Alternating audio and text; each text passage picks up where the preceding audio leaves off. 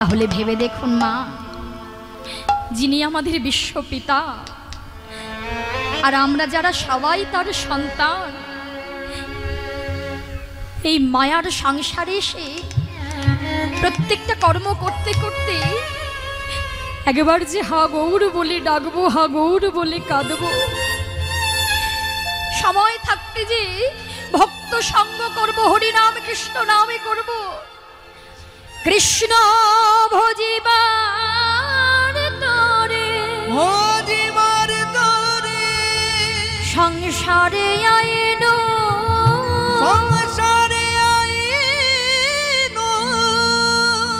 মিছে মায়ায় বদ্ধ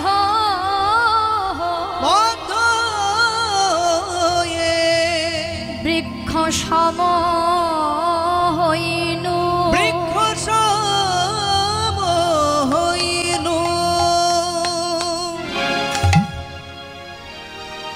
কৃষ্ণকে ভজনা করার জন্য এসেছিলাম, কিন্তু প্রভু গো তোমার ভজন করতে পারিনি, তোমার সাধন করতে পারিনি, সাধনা করতে পারিনি। কিন্তু প্রভু তুমি তো আমাদের জগৎ পিতা। তা দেখবেন মা, যতদিন তুমি সংসারের জন্য করতে পারবে, মহাপ্রভু বললেন নকলকে যারা সার করে তাদেরকে কাঁদতে হয়। আর এই জগতে যতক্ষণ তুমি সংসারের জন্য করবে, সংসারকে দিতে পারবে, ততদিনই কিন্তু সংসার তোমার থাকবে, তাই না?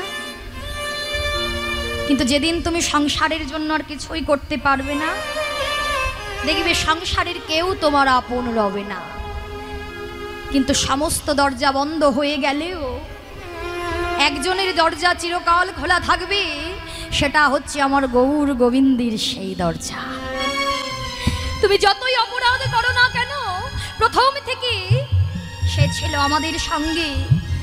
যখন আমরা মাতৃগর্ভে ছিলাম, ঊর্ধ্বপদে নতমস্তকে জঠরের যন্ত্রণা সইতে না পেরে, ক্রমাগত কৃমিকীটের দংশ যন্ত্রণা সইতে না পেরে মহাপ্রভুকে ডেকেছিলাম, ভগবানকে ডেকেছিলাম। প্রভু তখনও আমাদের সঙ্গে ছিল, আজও আছে, আর শেষের দিনেও যে থাকবে না, সে থাকবে আমার গৌর হরি।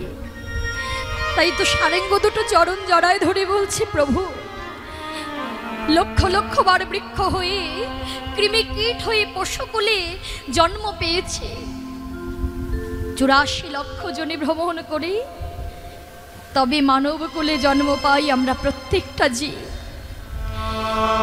কিন্তু মানবকুলে 4 লক্ষ বার জন্ম হলে হবে কি মা? 4 লক্ষ বার জন্মের মধ্যে কতবার হয়েছি অন্ধ, কতবার হয়েছি বোবা, কতবার হয়েছি পঙ্গু। দেখবেন এই জগতে সবাই নয়ন পেয়ে জন্মগ্রহণ করে না, এই জগতে সবাই কিন্তু চরণ পায় না, এই জগতে দেখবেন সবাই কিন্তু বলার মতো, কৃষ্ণ কথা বলার মতো বদনও থাকে না, থাকে না। তাহলে সেই জন্মগুলো একদিন আমাদেরও পেতে হয়েছিল। কোনো জন্মে অন্ধ হয়েছি, কোনো জন্মে বোবা। যে জন্মে বোবা হয়েছি, প্রভুকে বলেছি, প্রভু আজকে সবাই যখন বদন ভরে তোমার নাম বলতে পারি, আজকে সবাই যখন নয়ন ভরে তোমায় দর্শন করে, সেই নয়ন দুটো আমায় দিয়ে পাঠালে না প্রভু। কৃষ্ণ কথা বলার মতো বদনই দিয়ে তুমি আমাদের পাঠালে না প্রভু গো। এই জন্মটাই আমার বৃথায় গেল, কিন্তু আমার মতো এই অধমী জীবী তোমার চরণে জানাই রাখে,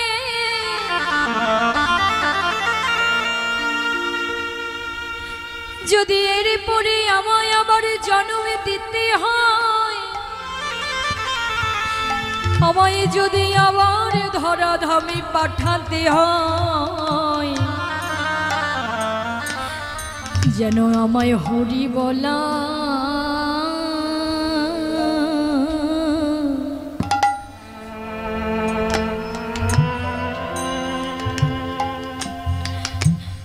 আমায় হরি বলা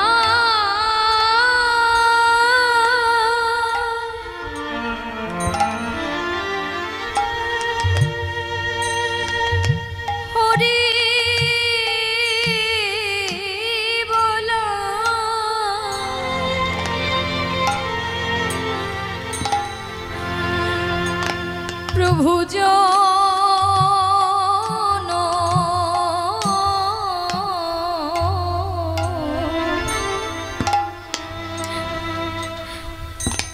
যেন জন্ম দিও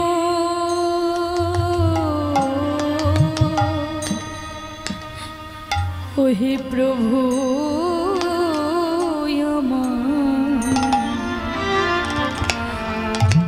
যেন নিতাই গৌর হরি বল হরি বল হরি বল।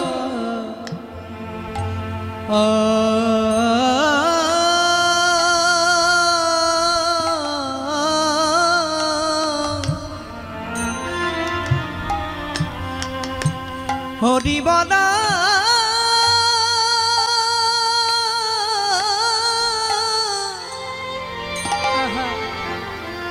আমায় জনম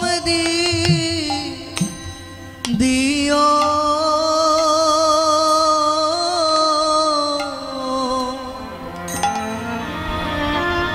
জনম পে যেন হাগৌর বলে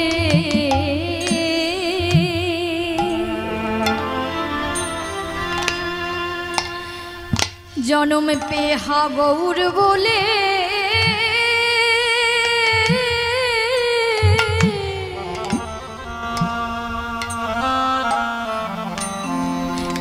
হাগৌর বলে যেন তোমায় ডাকিতে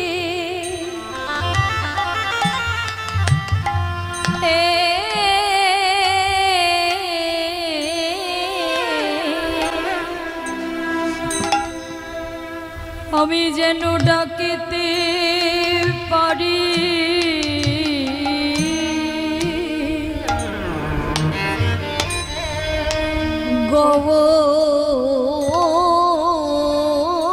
গৌরামা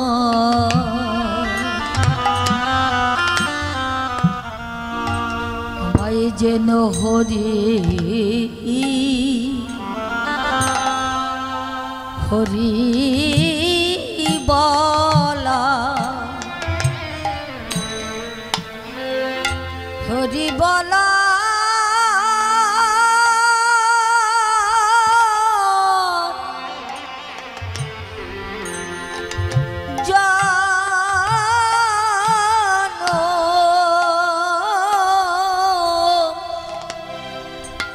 জন্ম দিও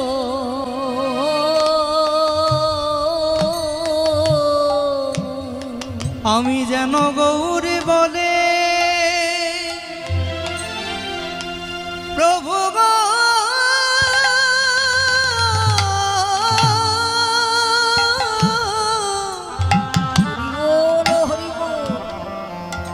আমি ডাকিতে পারি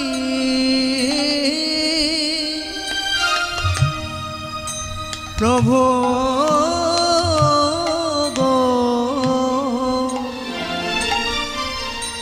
যেন হরি বলার আমায় জনম দিও দেখো প্রভু তোমার সেবা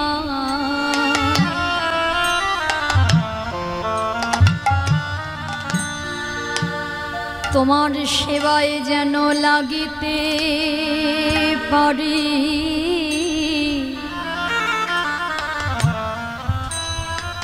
শুধু এই জন্মে নয়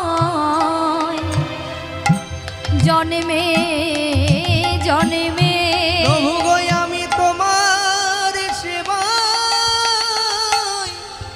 লাগিতে পারি শুধু এ জন্মে নয় জন্মে জন্মে আমি যেন তোমার সেবায় লাগিতে পারি ওগো আমার আর কোন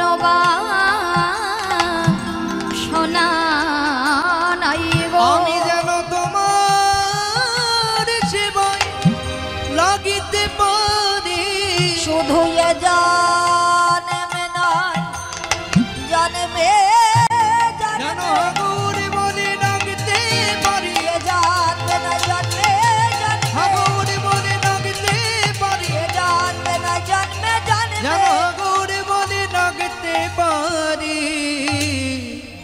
যেন গৌর বলে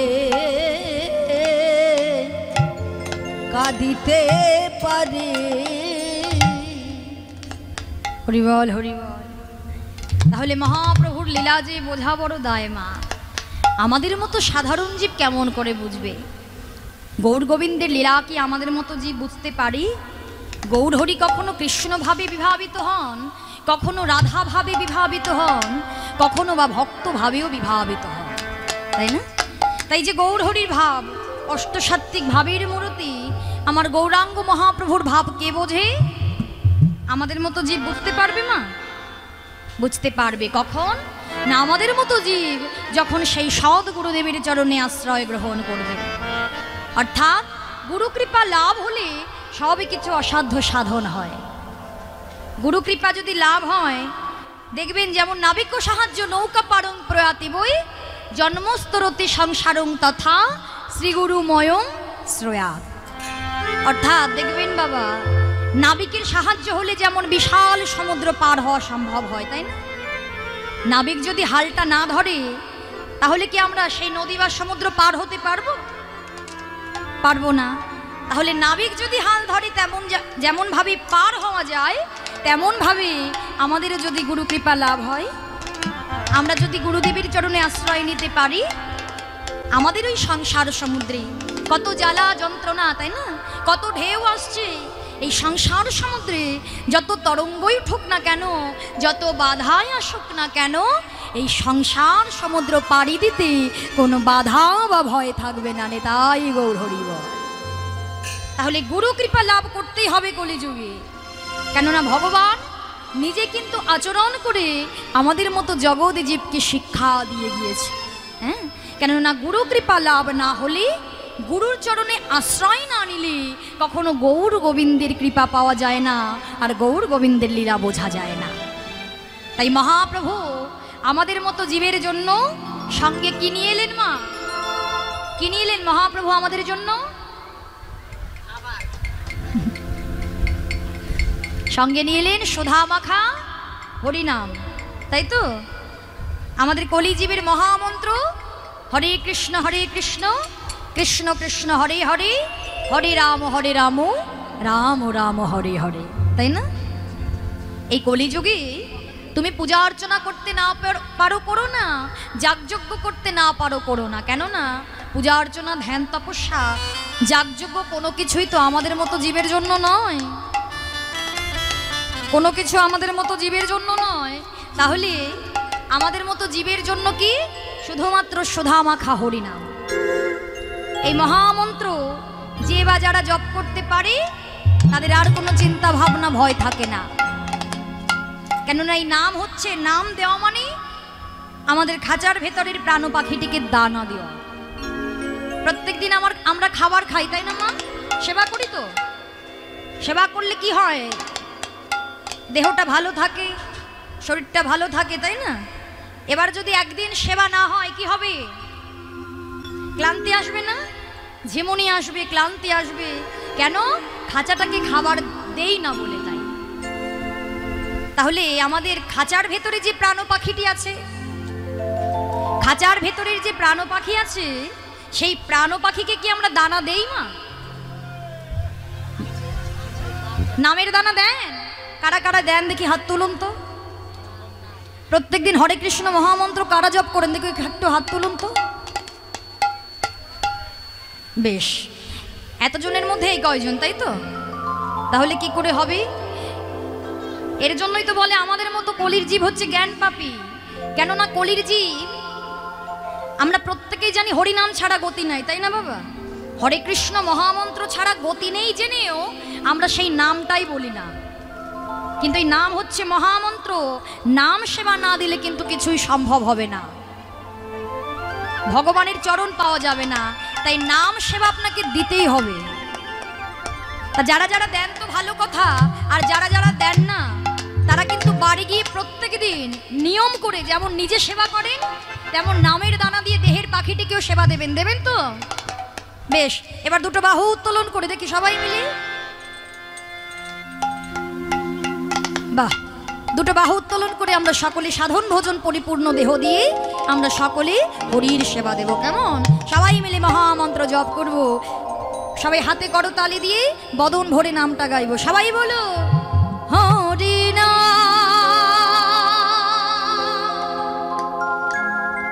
কৃষ্ণ নাম গেয়ে যায় অবিরাম নিতাই গৌর হরি বল।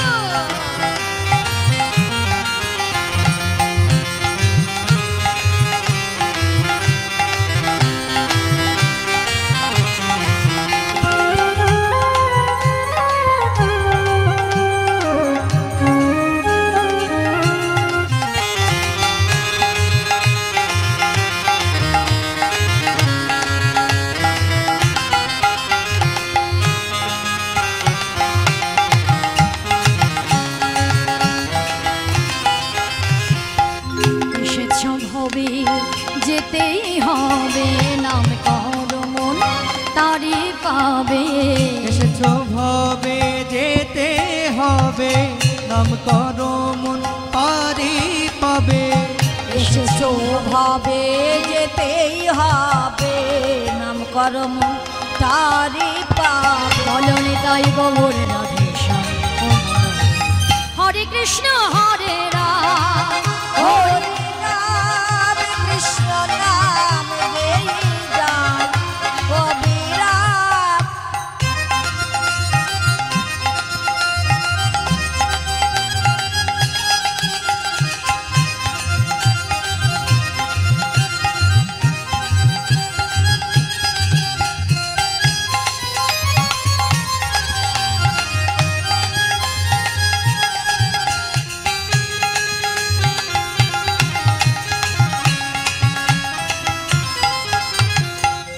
নাম সূর্য সম মায়া গভীর অন্ধকার, যাহা কৃষ্ণ তাহা নয় মায়ার অধিকার।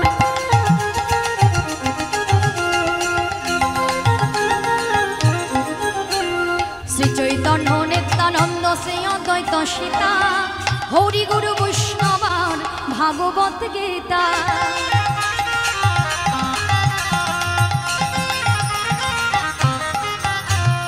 দুটো বাহু তুলে মদন ভরে, দুটি বাহু তুলে মদন ভরে, দুটি বাহু তুলে মদন দুটি ভরে, বাহু তুলে মদন ভরে।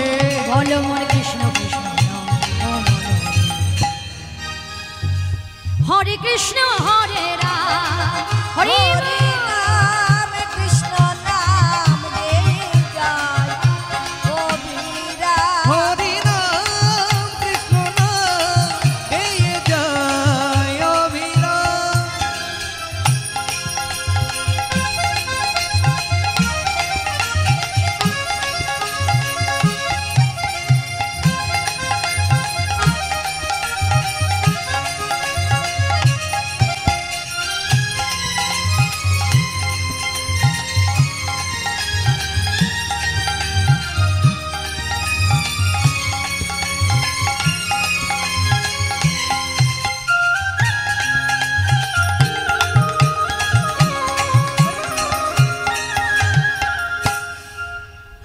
প্রেম রসে কৃষ্ণ ভজন হয় সহজেতে, কৃষ্ণ ভজন ভিন্ন কি আছে জগতে।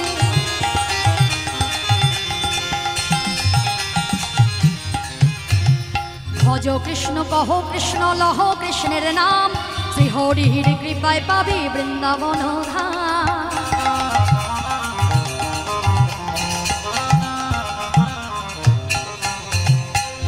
এসো বিমন শুধু তোমার জন্য, এসবই মন শুধু তোমার জন্য, এসব মন তোমার জন্য, এসবই মন তোমার জন্য। বলনে তাই গৌর রাধে শ্যাম। হাত দুটো কোথায় গেল? হরে কৃষ্ণ হরে রাম হরে রাম কৃষ্ণ নাম গেয়ে যায় অবিরাম। হরি নাম